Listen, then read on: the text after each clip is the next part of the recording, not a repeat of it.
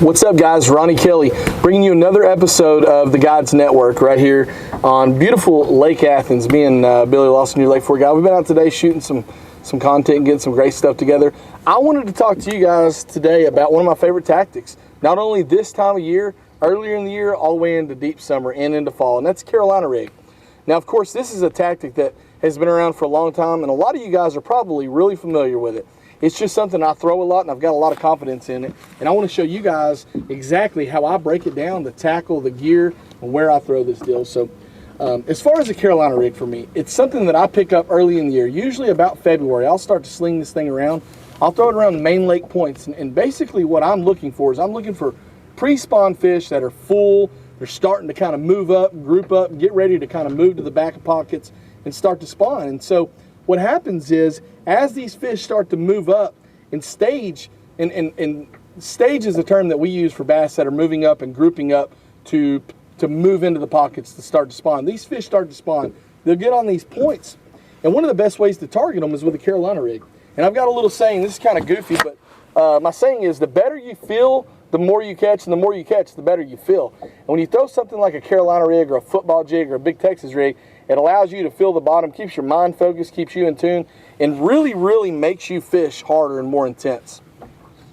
I'll start picking this thing up in February. Now, one of the probably most productive bait I have early on in the year, all the way up till mid to late April, is just a regular old lizard, soft plastic lizard. You guys can see here, just a watermelon red. I'm throwing a lot of natural colors. You know, I'm throwing watermelon red, watermelon chartreuse, green pumpkin, anything like that.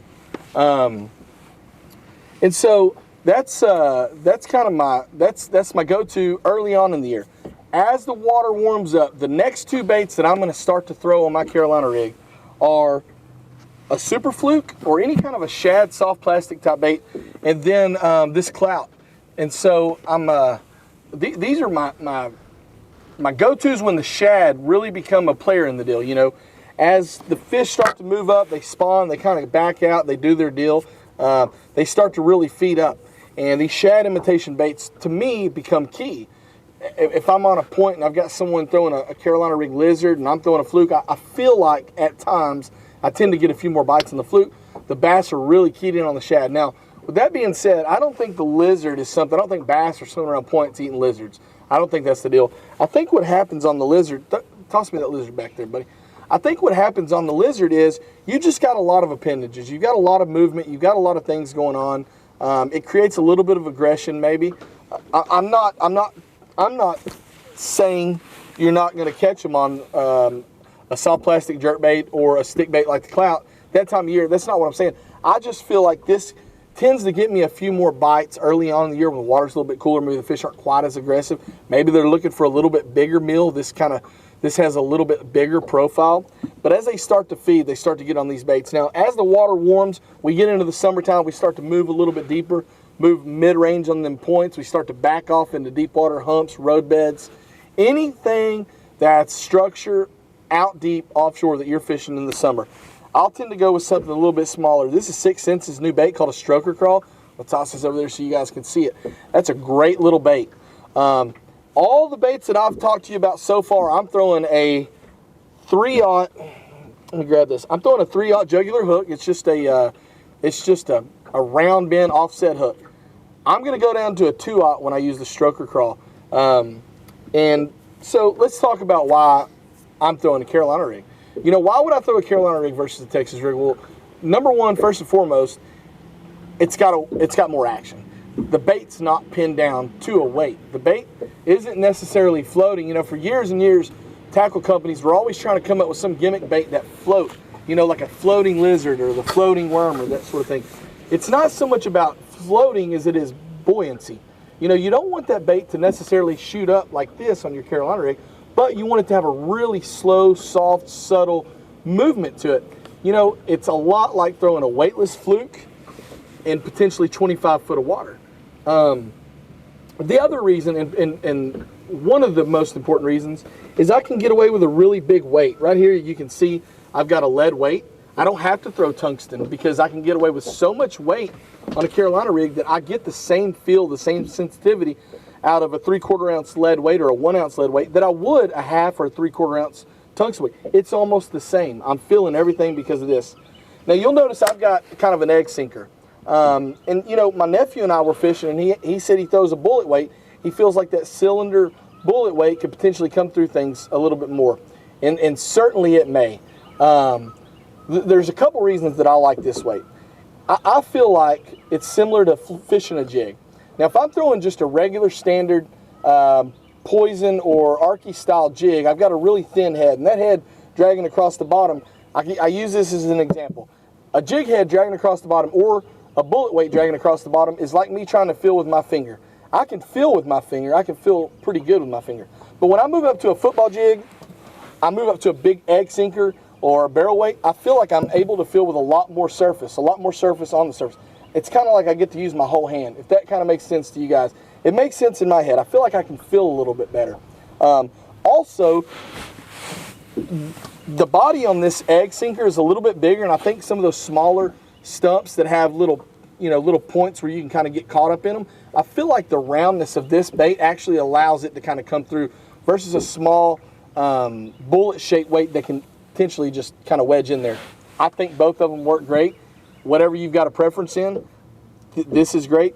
One thing I do want to add is I add a bead. Now, I don't add this bead for any other reason other than to protect my knot, because I am throwing such a big weight up against this. And then also to kind of add a little bit. I think a lot of times this big weight, this bead, everything's moving around on the bottom.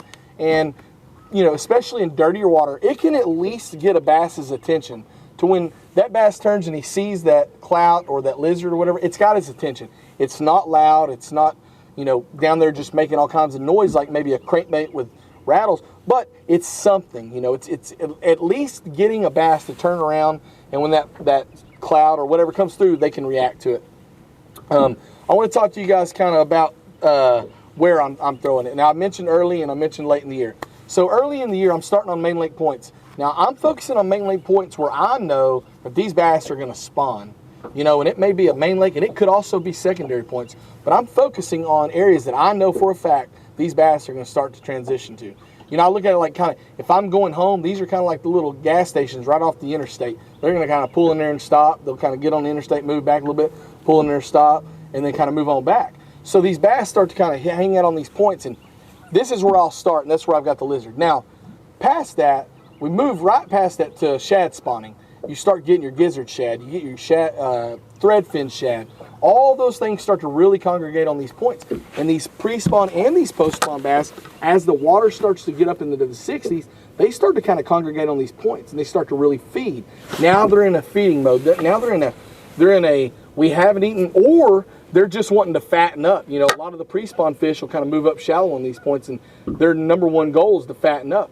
And so I'll start to move shallow on some of these points. And I throw this same rig, and we'll talk about the setup and how I rig it and everything. But I throw this 3/4 ounce egg sinker or a 1 ounce. I throw 3/4 ounce most of the time. But I'll throw it up in a foot, 2-3 foot of water up on a shallow point. Even around vegetation, a lot of people will see me pick this thing up at Lake Welsh, and we're in that grass that's 12 foot deep, and of course I'm not throwing it in the mat, but I'm throwing it to the edge. But I'll throw this thing up shallow that time of year and start to really get those feeding fish. And what happens is we've got an array of baits that we throw up on these points, square bills, jerk baits, top waters, swim baits, everything else. But we don't have a lot of baits that are super subtle. And so I can throw this Carolina rig up there, and it's a super subtle bait. The big deal is I can still feel the bottom as good in a foot of water as I can in 20 foot of water when I've got a 3/4 or 1 ounce weight on there. And so at the same token, I'll throw a 3 to 4 foot leader on my Carolina rig. And so you see my weight right here, and my bait's all the way back here. To that fish, it's just it's a weightless soft plastic jerkbait or lizard or whatever it may be. And it's just like Billy Lawson always said, there's no reason for them not to bite it. And I like that. It's just there. It's free floating. It's got a lot of movement. I think a soft plastic weightless jerkbait or stick bait's about one of the most effective baits in bass fishing. And if you can throw it up there, or you can throw it out there and really feel the bottom and really cast it a long ways, I think it becomes way more effective. As the fish move out deep, there's a million different places we can throw this. And I'm going to add one bait that I didn't add in there. When the water gets hot, when the water gets hot and these bass run offshore and they're on points, they're on humps, they're on bridges, they're on everything else that they get on out deep in the summer, I'll actually start to throw a curly tail worm on this thing. I'll throw just a Zoom Mag 2 as my bait. And again, you know, I think it's just as the water warms up, we tend to start to move into curly tail or straight tail worms, and I just feel like they get a lot of bites that time of year. So I'll move into that. The tackle, the rods, the reels. A long rod's going to be one of the most important things that you use. You can see here, I've got a really long rod. This is a 7/6 medium heavy rod. Now, you can get away with a heavy, and if I'm fishing deep, right now I'm throwing my Carolina rig up in less than 5 foot of water. If I'm fishing out deep, I definitely want a little bit stronger rod. So I might move from this 4-power medium heavy up to a 5-power heavy action rod, just to make sure that I can drive that hook in a little bit better. I'm throwing a 7-speed reel. The only reason I'm not throwing an 8-speed reel is most of them don't hold enough line. I would have no issues throwing an 8-speed reel. I definitely am not going to be throwing a 6-speed reel. I think this day and age, if I've got a 7-speed reel or 8-speed reel that can hold the amount of line, which is going to be quite a bit of line because I'm making a lot of long casts, especially offshore, I want to make sure I use that. I don't want to, and I definitely don't want to, you know, go down to a slower speed reel and have to take up a lot of line and that sort of deal and have to reel faster. The tackling the equipment nowadays is too good, so I go with the 7. On my main line, I'm throwing 17-pound line, and then I'm throwing a 15-pound fluorocarbon leader. If I'm at fork and I'm in the timber, especially offshore, you know, we start fishing at 15 to 25 foot with that timber, I'm going to move to 20-pound main line and a 17-pound leader. Now, the theory behind having 2 different line sizes, besides the obvious, this is a little bit lighter line, and we tend to go with the lighter line that we can get away with, but, you know, the goal is to, when you break off or when you get hung, is you only break this. That doesn't happen most of the time. Most of the time when I hang up, I break this first knot. So you can get away with 17 and 17 or 20 and 20. I don't throw braid. I know guys throw braid. I'm not a fan. I see more people snap off throwing braid on a Carolina rig than any other way to throw it. And you'll see people talk about throwing monofilament on leaders, and I'm going to tell you again, that's something that doesn't make any sense to me. Sure, fluorocarbon sinks a little bit faster, but that doesn't affect a bait like this. The fluorocarbon and monofilament floating situation, that affects a jerkbait or a topwater, where that topwater needs to twitch across the top of the water, and that fluorocarbon's sinking and it's pulling that bait down. But something like this, we don't let this bait sit long enough for it to matter. You know, you're making casts and you're dragging it, you're reeling down your slack, and then you're dragging. This bait doesn't have time for monofilament to make any difference. So I'm throwing fluorocarbon all the way around. You know, it's a pretty simple tactic. One thing that I do want to stress to everybody when you're throwing a Carolina rig, especially if it's something you've not done a lot, is it's really important that when you set the hook on a Carolina rig, because your contact is with that weight. Your bait may be, for me, let this goose land. So on these long leaders, especially if you've got a 3.5, 4, 5 foot leader, when you make a hook set, you need to reel all the way down. You're going to feel the bite. Remember this too. That weight's right here and that bait's over here. These fish can actually grab this weight and come at you. Excuse me. These fish can actually grab the bait and come at you, and it might take you a minute to catch up to them. It might take you a minute to feel them. The second that I start to think I feel a bite, all I do is I slowly reel and just kind of pull and put a little pressure. That way I'm actually, if my bait has come towards my weight, I can pull that slack out of there. And so when I get my hook set, I'm going to reel all the way down till it's tight, and I'm going to drive that thing sideways as far back as I can to pick up any slack that I may have in that leader. So that's kind of how I set it up. Now I want to show you guys in depth on exactly how I cast this thing, because the casting is a little bit tricky because you have a really long leader. I'm going to show you guys the cast. I'm going to show you guys the retrieve. Okay, so the cast is pretty important. Again, you've got a really long leader. So what I encourage everyone to do is actually take this back behind you really slow, kind of like this, versus what we would normally do, which is just go like this and sling it. Another thing I tell everybody is you have 2 different ways you throw a ball. You throw a baseball like this, you throw a basketball like this.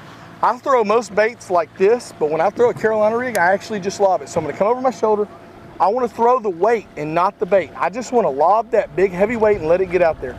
All I'm gonna do is that, and that's gonna throw, you guys can see, about 2/3 of my lines, or about 1/3 of my lines already gone. So I've made a really long cast. Now, I'm gonna allow it to get to the bottom. This may take a split second, this may take 15 seconds if I'm in deep water. I let it get to the bottom. Now, the most important thing on this bait for me is that I feel the bottom. Remember, the more you feel, the better you feel, the more you catch. The more you catch, the better you feel. So I wanna feel this thing on the bottom. If I'm around a lot of timber, I'm gonna drag up. If I'm not, I'm gonna drag to the side. So all I'm gonna do is I'm gonna just drag this Carolina up, and I'm feeling for everything around there. Now right now I've got something I'm kind of hung in. So all I wanna do is kind of reel down, give it some slack, and kind of bounce right out. That's the beauty of that big egg sinker. It gets in something, you give it some slack, shake that slack, it comes right out. So I'm dragging it. Now I wanna demonstrate to you guys how important it is to have a long hook set. Obviously I don't have a fish here, but I wanna show you guys.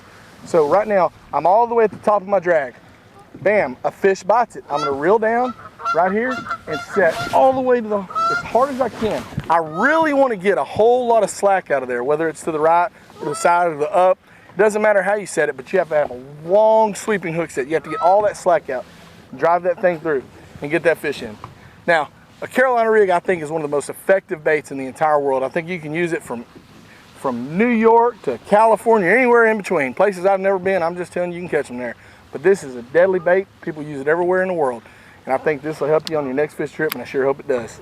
Well, Roddy, great job on explaining the Carolina rig. It's, you know, one of the oldest techniques there is out there. It has been around forever, but it's kind of akin to the plastic mark. Probably caught a whole bunch of fish for a whole lot of people, man. And like you said, it's really effective anywhere you go. You guys take those tips, take those tactics.